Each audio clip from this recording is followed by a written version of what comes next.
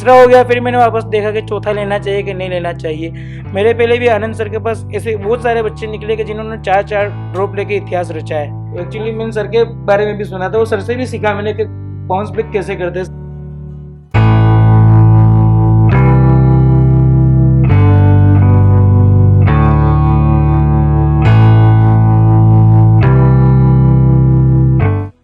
Hello everyone, क्या हाल चाल। Welcome to my channel. तो मैंने ना बहुत सारे टॉपर्स का इंटरव्यू किया है, बहुत सारे टॉपर्स से मिला हूँ। ऐसा लड़का मुझे ना आज तक नहीं मिला। मैं बस कुछ बेसिक चीज़ें इसके बारे में बताता हूँ, तो तुम्हें समझ आ जाएगा ये पॉडकास्ट कितना इंटरेस्टिंग होने वाला है। ये पॉडकास्ट थोड़ा लंबा होगा, ठीक है। एक-एक चीज़ के बारे में हम डिस्कस करेंगे, क्योंकि इससे ज़्यादा इंस्पायरिंग चीज़ आपको नहीं मिल सकती। मेरे पास मेरा स्टूडेंट है, इसका नाम है राकिब। ये हिम्मत नगर अहमदाबाद के पास एक जगह है, वहाँ से है। और इसने चौथे अटेम्प्ट में नीट 2022 में 695 मार्क्स स्कोर किया है with an all India rank of 203। घर पे रह के इसने पढ़ाई की, ऑनलाइन इसने पढ़ाई की और इसने नीट फोड़ दिया, ठीक है। ये इंटरेस्टिंग बात नहीं है। इंटरेस्टिंग बात ये है कि इसने जब 2019 में नीट का एग्जाम दिया था तो इसके 197 मार्क्स थे। इसने जब 2020 में एग्जाम दिया तो इसके कितने मार्क्स थे? सर 2019 में 156 थे। अच्छा, 156 थे। 2020 में कितने थे? 2020 में 297 थे। 297 थे। 2030 में 2021 में 21 में सर ओनली 330। ओनली 330 और 2022 में 695। ये पहला इंटरेस्टिंग बात। दूसरा इंटरेस्टिंग बात ये है कि 2021 में इसके फिजिक्स में ओनली 10 मार्क्स, 10 नंबर थे, ठीक है, जो फोबिया होता है। और 2022 में फिजिक्स में कितने आए? 180 आउट ऑफ 180। 180 आउट ऑफ 180, ठीक है। हम सिर्फ ये स्ट्रैटेजी की बात नहीं पढ़ करेंगे, इसने क्या पढ़ा, कैसे किया, क्या किया, पूरी जर्नी, एक स्टूडेंट की जर्नी क्या होती है। और इसके साथ राकीब के पापा भी यहाँ पे हैं, ठीक है। तो और मुझे लगता है ना, इसने अकेले नीट क्रैक नहीं किया, सर ने भी नीट क्रैक किया है। मतलब इतना प्राइड के साथ सर ने पूरी कहानी बताई है और इतनी अच्छी जुगलबंदी है दोनों की। मतलब ऐसा रिलेशन होना चाहिए बाप और बेटे का। बहुत बहुत इंटरेस्टिंग है। अच्छा, तो तुमने शुरुआत की नीट 2019 में। तुमने मुझे बहुत अच्छी इंटरेस्टिंग स्टोरी बताई कि क्लास 10 से तुम्हारे साथ क्या हुआ। तो क्या हुआ क्लास 10 से तुम्हारा?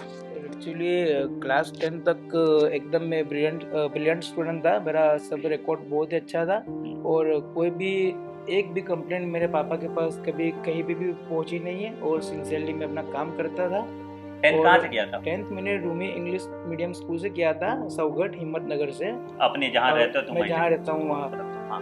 वहाँ से मैंने किया था सर। और 10th सही से जा रहा था। फिर उसके बाद 11th मेरा शुरू हुआ। तो एक्चुअली मेरे लाइफ का सबसे गलत, सबसे वर्स्ट सिनेरियो था वो था मेरा 11th एंड 12th। और 10th तक सभी मेरे दोस्त आते थे मेरे पास नोट्स लेने, इरेजर लेने, पेंसिल लेने। और मैंने सबके हेल्प की, किसी को भी किसी के साथ गलत नहीं किया और बुरा नहीं किया, सबके साथ अपना अच्छा ही व्यवहार था। लेकिन 11th 12th में ड्रास्टिकली सब बुली करने लगे और मैं गिरता चला गया, संभल नहीं पाया। और अगर शायद थोड़ी मेच्योरिटी होती तो मैं बच जाता। लेकिन तो क्यों, मतलब क्या हुआ था, क्यों बुली करते थे लोग? मतलब 11th 12th में पता नहीं था कि फिजिक्स, केमिस्ट्री, बायोलॉजी ये सब चेंज होगा। साइंस स्ट्रीम ले ली, यहाँ पे साइंस ही पढ़ना है, इसमें ये होता है, हम डॉक्टर बन सकते हैं, कैसे बनना है वो सब पता नहीं था। सब नया नया शुरू हुआ था तो नए नए सब्जेक्ट आए थे, तो उनको कैसे करना है उनको मैं पॉपअप नहीं कर पाया। और स्कूल में जो मैं सारे जितने क्वेश्चन पूछता था ना, वो सारे वो बेवकूफ़ी वाले लगते थे सबको, और मेरे ऊपर हंसने लगे और मैं डाउन होने लगा। तो हर बार मेरा मजाक उड़ाया, हर बार, एक भी टाइम मुझे छोड़ा नहीं है। क्या हो कि मुझे एक स्टमक अल्सर की भयानक बीमारी हो गई थी। तो मैं स्कूल में कई बार अनकॉन्शियस हो जाता था, मेरे ऊपर हंसते थे, तो वापस अनकॉन्शियस हो गया, ये हो गया। तो स्कूल में मेरी अटेंडेंस रही नहीं, मैं स्कूल कर ही नहीं पाया 11th। जैसे तैसे मैंने करके 11th मैंने अपना क्लियर किया। मैं खड़ा हो गया था अचानक क्लास में सबके बीच में कि आज मेरा मजाक उड़ा रहे हो ना, उड़ा लो, जितना बुली करना है कर लो, लेकिन मैं एक दिन बाउंस बैक करूँगा। और मैंने यही कहा था। और वहाँ पे एक तालाब, एक लेक है, उसको बोलते हैं हमीसर लेक। तो वहाँ पे मैं शाम को जाके बैठता था अकेले में और वो सिलेबस को देख के रोता रहता था कि ज़िंदगी में क्या होगा, और वहाँ पे अकेले बैठ के एंजॉय करता था कि क्या होगा। बस वही वही एक टाइम था कि मैं जहाँ बैठ के सोचता था कि हाँ भाई, लाइफ में ये करना है, वो करना है, कैसे करेंगे, और वहाँ पे डिसाइड करता था, फिर मैं घर चला जाता था। और उस टाइम पे जीजा जी ने मेरे जीजू जो कि डॉक्टर फ़हीम लाला है, और वो भुज में एज MS ऑप्थेल्मोलॉजिस्ट प्रैक्टिस करते हैं। अच्छा। करीबन 15 ईयर्स से, करीबन 15 ईयर्स से वो प्रैक्टिस कर रहे उधर, और उनके साथ रहा, और उनके साथ हॉस्पिटल में थोड़ा देखा कि वो कैसे काम करते हैं, उनसे थोड़े इंस्पिरेशन ली उस टाइम पे 12th में भी, और उनसे भी बहुत कुछ सीखा उस टाइम डॉक्टर पे। बनने का इंस्पिरेशन तुम्हें अपने जीजा जी से जीजा जी मिला? से ही मिला है, जीजा जी और उनके दोनों भाइयों। अच्छा। उनके दोनों भाई अभी यूएस में एज अ कार्डियोलॉजिस्ट, अरे वाह। यूएस में वो दोनों भाई एज अ कार्डियोलॉजिस्ट प्रैक्टिस कर रहे हैं अभी राइट नाउ। अचानक एक दिन क्या हुआ कि वहीं पे मैं तैयारी कर रहा था, और वर्कआउट करते करते भी मेरा वेट कम हो गया था, तो मैं 95 से शायद 83 पे आ गया था। मैं ड्रास्टिकली सब कुछ चेंज हो गया था, और वापस मैं हिम्मतनगर आया कि 12th बोर्ड देना है, और स्कूल में तो मेरा नाम था ही। अच्छा, 11th तक तुम स्कूल गए ही नहीं? गया ही नहीं, बिल्कुल नहीं गया, बिल्कुल नहीं गया। बस मेरा नाम वहीं पे एज इट इज़ लिखा हुआ था कि हाँ भाई ये बच्चा पढ़ता है, बाकी मेरा कोई आइडेंटिटी, मेरा कोई प्रूफ ही नहीं था वहीं पे। तो पापा कुछ नहीं बोलते थे कुछ स्कूल नहीं गए था। थे तो? पापा ने बोला था कि पापा को क्या था कि स्कूल करते भी मेरा बेटा इम्पोर्टेंट है, मेरा बेटा अगर वहाँ जाके ठीक हो रहा है तो उससे अच्छा कुछ अच्छा, चाहिए नहीं। स्कूल तुम्हारा हिम्मतनगर में था, तुम रहते भुज में थे? रहते, क्योंकि मेरे जीजा जी की प्रैक्टिस भुज में और उनका घर भुज में, तो इसलिए। और मैं वहाँ रहने चला गया था। उन्होंने बोला था कि मैं इसकी टेक केयर करूँगा। वो मेरे पापा से बोल के गए थे कि अंकल आप मुझ पर छोड़ दो, ये मेरा भाई है, ये मेरा चौथा भाई है, मैं इसको वापस लाऊंगा, इसका कम बैक बाउंस बैक कराऊंगा मैं, और मैं इसका ध्यान रखूंगा। इस तरीके से मेरी दीदी और मेरे जीजा जी मुझे लेके गए। मैं उनको भैया करके बुलाता हूँ। वो भैया मुझे साथ में लेके चले गए, और मैं उनके साथ रहा, खाना खाया, उनके साथ हॉस्पिटल गया, सब हर तरह से बात की। उन्होंने अपने स्ट्रगलिंग दिन के बारे में बताया, और एक्चुअली और सब कुछ हो गया। तो मैं 26 जनवरी को मैं हिम्मतनगर आया। और एक बात बताना चाहता हूँ कि मेरे स्कूल में एक किस्सा हुआ था, और वैसे मैंने आपको बताया कि मेरे कोई फ्रेंड्स थे नहीं, और फ्रेंड्स वाला बहुत प्रॉब्लम था, मुझे कोई बुलाता ही नहीं था। तो मेरी मम्मी को बहुत प्रॉब्लम होती थी कि स्कूल का जब भी रीयूनियन होता है तो मेरे बेटे को क्यों नहीं बुलाता। मेरे बेटे में इतनी क्या खराबी है कि मेरे बेटे ने किसी के साथ कुछ गलत सीन क्रिएट नहीं किया, हमेशा सबका अच्छा ही किया। तो मैं मम्मी को बहुत दुख होता था। तो मैं भी वो देख के मैं भी बहुत दुख होता था कि मैं मम्मी दुखी है। मेरे को भी दुख होता था कि हाँ ऐसा क्यों है मेरे साथ, मैं ऐसा क्यों कि सब मेरे साथ ही ऐसा करते हैं। तो मैं मम्मी को बोलता था कि मम्मी हिम्मत रखो, मुझे कोई प्रॉब्लम नहीं, बस मुझे आपका साथ चाहिए। तो मेरी मम्मी ने उस टाइम पे गले लगा के रोने लगे। तुमने बताया था कि प्रैक्टिकल के पेपर तुम्हारे पापा ने लिखा था। हाँ, वो बात तो है सर। तो कहाँ से कैसे प्रैक्टिकल क्या हुआ, क्या कहानी से आ गया? सर इन्होंने प्रैक्टिकल के बारे में बोला मुझे कि मेरी नोट्स तैयार नहीं है। अच्छा। अगर मेरी नोट्स तैयार नहीं होगी तो मुझे प्रैक्टिकल नहीं देने देंगे। मैंने कहा प्रैक्टिकल मैं तैयार करता हूँ। बोले एक नहीं है 3 है। मैंने कहा 50 लिख दूंगा। पूरी रात भर जाग के मैंने 3 प्रैक्टिकल, स्कूल का बच्चा स्कूल में रह के नहीं लिख सकता है ऐसी फर्स्ट नंबर पे मैंने इसकी प्रैक्टिकल लिखी सर। और उस प्रैक्टिकल को देख के आंख बंद करके इसको ज़्यादा मार्क मिल गए। क्या सुबह बंदा 8 बजे तो सो गया, 9:30 बजे एग्जाम। अच्छा। मैंने फिर उठाया, भाई चलो एग्जाम देने जाना है। नहीं पापा मैं नहीं दे सकता हूँ। अच्छा। मेरा कुछ भी नहीं है, मुझे कोई तैयारी नहीं, मेरे को कुछ आता नहीं, मैं कोई चीज़ जानता नहीं, मैं कोई प्रीमियम फेस नहीं कर सकूँगा, तो मेरे को वहाँ भेज के क्या कराओगे। मैंने कहा नहीं करके पछताएगा, करके पछता ले। एक बार देख कि एप्रोन नहीं है। मैंने कहा ला देता हूँ। 5 मिनट में एप्रोन लाया। 9:15 का टाइम था एग्जाम हॉल में जाने का। मैंने 9:05 पे इसको वहाँ टच करा दिया। मैं वहीं खड़ा रहा। उस एग्जाम दे के आया बंदा, बोले पापा 50 में से 45 लेके आया हो। तो तुमने नीट 2021 दिया, जो भी मार्क्स आए तुम्हारे, उसके बाद तुमने मतलब ट्राई किया एडमिशन का, एडमिशन नहीं हुआ क्योंकि सर काउंसलिंग बहुत लंबा चला था। काउंसलिंग कब तक काउंसलिंग, मतलब कब तक तुमने तैयारी करने का सोचा? जैसे मान लो 2021 का रिजल्ट कब आएगा? अक्टूबर में आया था। अक्टूबर में आया था सर। और तुमने तैयारी करने का कब सोचा? मैं क्योंकि मैं काउंसलिंग के पीछे ही चल गया, पीछे ही पड़ गया था, तो काउंसलिंग में ही लगा रहा था ज़्यादातर, तो मैंने ध्यान ही नहीं दिया। पर मेरी दीदी ने एक चीज़ बोली थी कि तू फिर भी लगा रहना। अगर अच्छा, जब काउंसलिंग चल रहा था तो भी तुम तैयारी कर तो रहे भी थे? लगा रहना, इतनी नहीं कर रहा था, लाइटली कर रहा था। मेरी दीदी ने क्या बोला कि यार मैं तुझे परेशान नहीं देख सकती, इससे अच्छा मैं एडमिशन ही ले लेती हूँ तेरा, और ये एक बार के लिए चलेगा कि मैं 1 करोड़ या 2 करोड़, मतलब 1-1.25 करोड़ जो हो रहा है वो मैं देने के लिए तैयार हूँ, समथिंग अमाउंट, क्योंकि अब नहीं कर सकते एक न एक चीज़ नहीं करनी चाहिए।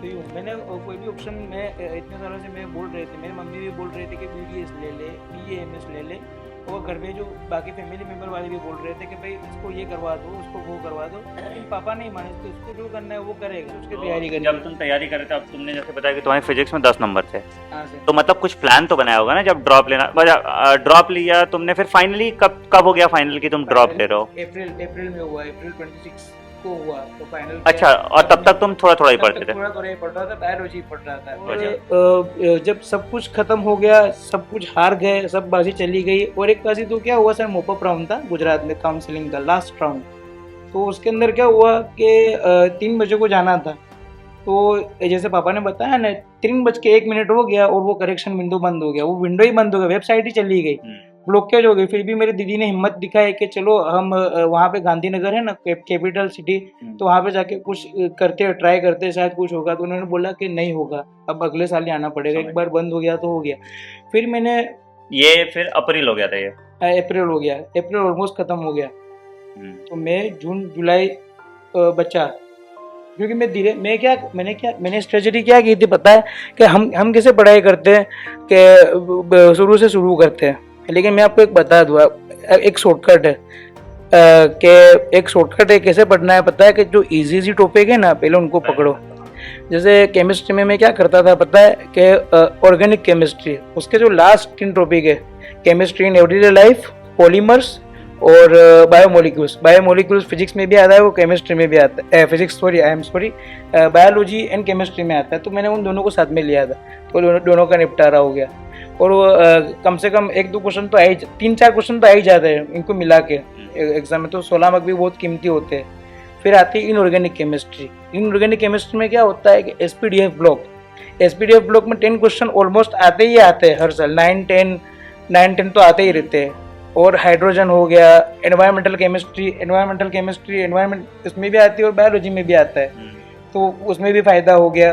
तो ऐसे करते करते मैंने ये अच्छी बात बोली हाँ। कि मतलब जैसे कि अगर तुम 0 लेवल पे स्टार्ट करो, हाँ। तो थोड़ा करके शुरू करते जाओगे। हाँ। मतलब छोटे चैप्टर, जैसे बायोलॉजी के चैप्टर्स हो गए, फिर फिजिक्स के हो गए, केमिस्ट्री के हो गए, जो इजी हैं, जिसमें दिमाग ज्यादा नहीं लगता, उनको पहले निपटा दो। मुझे तो थोड़ा कॉन्फिडेंस आ जाएगा। बिल्कुल, मुझे तो लगता है कि आपने तो 12th भी की होगी, मैंने तो 12th ही नहीं की थी, तो मेरा ये हालत था। फिजिक्स के कितने सवाल बनाए थे तुमने टोटल? सारे नहीं, नीट एग्जाम में ना, सारे एग्जाम में तुम्हें 180 आए। हाँ। तैयारी के टाइम पे कितने सवाल बनाए होंगे फिजिक्स? सर मैंने प्रीवियस ईयर जो क्वेश्चन थे ना, उन्हीं को ही मैंने बार रिपीट किए। अच्छा, उन्हीं को ही, और जो प्रैक्टिस पेपर थे जो आपके पुराने वाले वो थे, वही खंगार के मैंने वही प्रैक्टिस किए, और उसको बार प्रैक्टिस करता रहा, क्योंकि एक ही तरह के रिपीट होते हैं। और जैसे कि मैं 11 में जब था ना, तो सर ने मुझे एक मोटिवेशन दिया था कि अगर आप इंजीनियरिंग की तैयारी कर रहे होते हो ना, तो उसके अंदर वैरायटी होती है क्वेश्चंस की, हर साल कुछ नया आता है टेक्नोलॉजी में। लेकिन मेडिकल में क्या होता है कि हर साल वही का वही रहता है कि अगर आपको एक्सीडेंट हुआ तो डॉक्टर आपको आके ये कहेगा कि चलो आज कुछ नया ट्राई करते हैं। डॉक्टर को ये करना है कि दवा लगानी, वो पट्टी बांधनी, हो गया। तो इस तरीके से मैंने उन्हीं को ही बार प्रैक्टिस करो। अच्छी बात बोली है कि मेडिकल में जब भी आप तैयारी एंट्रेंस एग्जाम करते हो, रिपीटेटिव क्वेश्चन आते हैं। मैं हमेशा बोलता हूं ना, questions are neither created not destroyed. हां, तो बस वही वाली बात है कि नए सवाल नहीं आते हैं ना, पुराने सवाल ही आपको बार प्रैक्टिस करना होता है, तभी आता है। ठीक, मेरे पास वाईफाई नहीं था, तो मेरे दोस्त के घर गया, सारी प्लेलिस्ट मैंने डाउनलोड कर दी 100 आवर्स की। पर उसके साथ मेरा एक चीज बहुत बुरा हुआ, मुझे बहुत बुरा लगा। कंप्लीट बायोलॉजी इन 100 आवर्स, वो कंप्लीट बायोलॉजी वाला, वो आपको वाला हुआ नहीं। उसके साथ एक चीज मुझे बहुत खराब लगी कि सर ने बहुत मेहनत से वो टेलीग्राम चैनल बनाया था, उसके अंदर सर ने एक्चुअली चेक लिस्ट भी की थी उसके हाँ, बाद, रिवीजन चेक लिस्ट करवाई थी सर ने सारे चैप्टर्स की, जो जो important plant physiology, animal physiology, सारे वो कराए थे। उनके जो माइंड मैप थे उन्होंने सारे डाल रखे थे, और मैं माइंड मैप में डाउनलोड करके मैंने उनकी PDF नहीं करवाए थे, और वो उनका टेलीग्राम चला गया। तो मैंने बोला कि ये तो चला गया, तो मैंने बोला कि 100 आवर्स की बायोलॉजी भी ना चली जाए तो इससे पहले मैं डाउनलोड करके रख देता हूँ, वरना मैं फंस जाऊंगा। तो एक्चुअली मैंने सर के बारे में भी सुना था, वो सर से भी सीखा मैंने कि बाउंस बैक कैसे करते हैं। सर का भी कुछ प्रॉब्लम हुआ था, आई डोंट नो, लेकिन बढ़िया। तो फिर एग्जाम दे दिए, आके आंसर की चेक किए, आंसर की चेक किए और रिलैक्स हो गया, मैं समझ गया कि हाँ चलो हो जाएगा। हाँ, मतलब 690 तो तुम्हारे आ ही रहे हैं, ऊपर नीचे जो हो वो। और हाँ कि सर ने एक बात बताई थी कि आप अपनी मिस्टेक की बुक बनाओ। अच्छा, मिस्टेक नोटबुक बनाओ। हमेशा हम क्या करते हैं कि हम प्रीवियस ईयर क्वेश्चन भी करते हैं ना, तो हम पीछे देख लेते हैं, पेंसिल से मार्क कर लेते हैं कि हाँ भाई इसका ये होता है। लेकिन मैं क्या बोलता हूँ कि नोट में आप नोट डाउन कर दो, भले वो प्रीवियस ईयर क्वेश्चन, चाहे फिजिक्स हो, चाहे केमिस्ट्री हो, चाहे बायोलॉजी। कितने क्वेश्चन अटेम्प्ट किए थे टोटल? मतलब नीट में हाँ, नहीं तो छोड़ो, मिस्टेक नोटबुक में मैंने अप्रोक्सीमेटली 3100 मिस्टेक्स मैंने क्रिएट की थी। 3100 मिस्टेक, वो नोट्स मैंने बनाई थी, और मैं उसको रोज 50-50 करके रोज इसका रिवीजन करता था कि हाँ।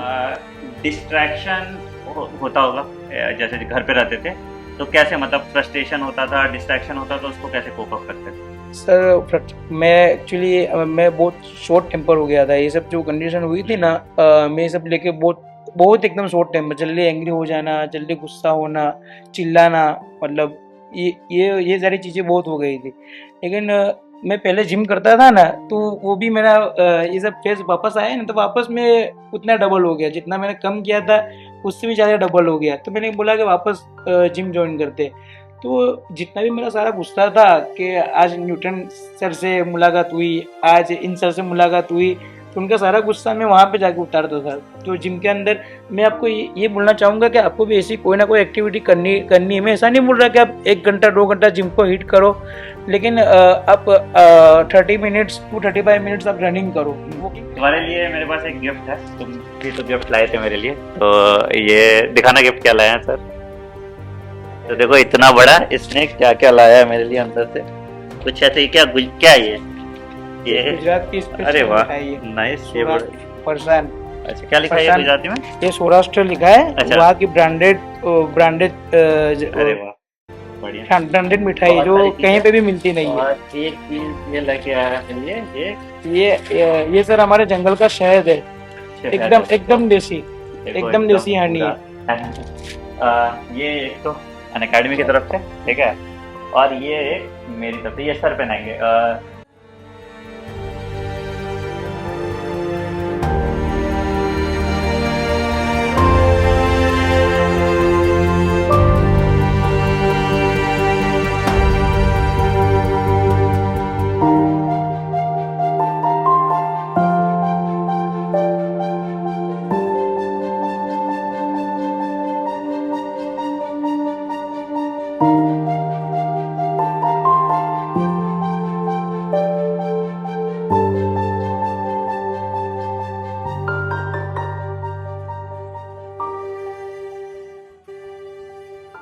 तो मोहम्मद राकीब आकुंजी, तो अब हो गया डॉक्टर मोहम्मद राकीब आकुंजी। कैसा लग रहा है? जो जिसका जो संघर्ष किया था, जो स्ट्रगल किया, स्मार्ट लग रहे हो वैसे। देखो ऐसे एकदम डॉक्टर बन के निकल के आया है ना, कहीं नहीं जाएगा। अब मुझे भी ऐसे एकदम थोड़ा इमोशनल हो गया था देख के ना, कितना चलो बढ़िया। अच्छा ठीक है, लास्ट क्या मैसेज देना चाहते हो बच्चों को? देखिए, ज़िंदगी में हार नहीं माननी चाहिए। बस अगर आपको रिजल्ट मिल रहे हैं तो कीप इट अप, ख़राब रिजल्ट मिल रहे हैं फिर भी चलते रहिए, keep going no matter what. आपको बस चलते रहना चाहिए, रुकना नहीं चाहिए। और दूसरी बात कि ये एक दिन में नहीं होगा, लेकिन एक दिन ज़रूर होगा। ये मैंने सीखा है। अच्छा, और एक और चीज़ कि कोई बच्चा ड्रॉप ले रहा है तो उसको किस चीज़ों को ध्यान में रखना चाहिए? क्योंकि ज़्यादातर बच्चे ना, बहुत बच्चे कंफ्यूज रहते हैं उनको ड्रॉप लेना है या नहीं लेना है। बिल्कुल यार कि आपको ना लाइफ में रिग्रेट नहीं होना चाहिए कि अगर मैं उस टाइम पे वो कर लेता या कर लेती या हो जाता, मैं कर लेता हो जाता, ये सिर्फ बातें रह जाती है, फिर सुकून नहीं मिलता उतना। और हाँ, ड्रॉप की बात कि हाँ, हर बार मैं भी एक आप ही की तरह बच्चा हूँ कि मैं भी सोचता था कि यार पहला ड्रॉप ले लिया मैंने, दूसरा लूँ कि ना लूँ, दूसरा लेना चाहिए कि नहीं लेना चाहिए, फिर दूसरा ले लिया तो फिर मैंने यूट्यूब पर वापस खंगाला कि तीसरा लेना चाहिए कि नहीं लेना चाहिए, तीसरा हो गया, फिर मैंने वापस देखा कि चौथा लेना चाहिए कि नहीं लेना चाहिए। मेरे पहले भी आनंद सर के पास ऐसे बहुत सारे बच्चे निकले कि जिन्होंने 4 ड्रॉप लेके इतिहास रचा है। उसको तो क्या बोलूँ मैं, बराबर। ये भाई ठेठ जाने वाले ऊपर से नीचे आ गए सर, और आज कोई आपकी तरफ से ताज पहन के बैठे है। तो आखिरी सवाल, डॉक्टर राकीब को देखे कैसा लगा? अरे सर, अब आज कोई खुशी की बात नहीं है, आज बहुत सीना चौड़ा हो गया, बराबर। आज मेरे से सो गाइज, ये थे डॉक्टर राकीब आपके लिए, ठीक है। आप देखिए इनको, इनसे इंस्पायर होइए, ठीक है। और मैं छोटे छोटे और क्लिप्स डालूंगा इनके साथ, मेरी बहुत लंबी बात हुई और वो मैसेजेस के बारे में, ठीक है। ताकि बस एक चीज़ मैं बोलूँगा कि मुझे ना मेरे पापा बहुत ताना देते, तुमने प्रैक्टिस छोड़ दी, और वो चाहते थे कि चैरिटेबल हॉस्पिटल मेरे दादी के नाम पे खोले। और यार मैं ना, प्रैक्टिस मुझे पसंद नहीं था, टू बी वेरी ऑनेस्ट, मुझे पढ़ाना बहुत अच्छा लगता है। तो मेरा एक काम करना तुम, ठीक है, कोई भी अगर ज़रूरतमंद अगर पेशेंट हो तो उसका इलाज ज़रूर फ्री में करना। देखो ऐसे पैसा कमाना बुरी बात नहीं है, कमाना चाहिए पैसा, ठीक है, तुम डिज़र्व करते हो, अच्छी लाइफ डिज़र्व करते हो, बट एटलीस्ट कोई भी अगर ज़रूरतमंद हो तो उसका इलाज फ्री में करना, मुझे याद करके, ठीक है। आप चीज़ों को किस नज़रिए से देखते हो, अगर तुम पॉजिटिव, जैसे इसने सारी पॉजिटिव स्टोरीज बताई, तो ये बहुत इंपॉर्टेंट चीज़ है कि आप चीज़ों को किस नज़रिए से देखते हो, वो बहुत ज़्यादा इंपॉर्टेंट है। बाकी तो आपका एफर्ट, आपका हार्डवर्क, आपका डिटर्मिनेशन, या आपका सक्सेस डिटरमाइन करता है। टीचर्स का रोल बहुत कम होता है, उनका ज़्यादा रोल गाइड करने में होता है, उनका ज़्यादा रोल इनको क्या सिलेबस है, कैसे पढ़ना है, उसको बताने में होता है ना। तो on this note we are ending this podcast. I hope you enjoy talking to Rakib. इनसे अगर आपको और कुछ सवाल पूछने और बात करनी है तो मैं इनका इंस्टाग्राम हैंडल डाल दूंगा डिस्क्रिप्शन में, ठीक है। तो आप इनको टेक्स्ट कर सकते हो और कमेंट सेक्शन में बताइए, और भी कुछ आपके सवाल है तो मैं एक बार इसके साथ जूम कॉल भी कर दूंगा। कल तुम वापस जा रहे हो ना, है ना? चलो, okay, all the best Rakip for your future, ठीक है। सर आपको भी बहुत बहुत मुबारक। चलो, थैंक यू सो मच।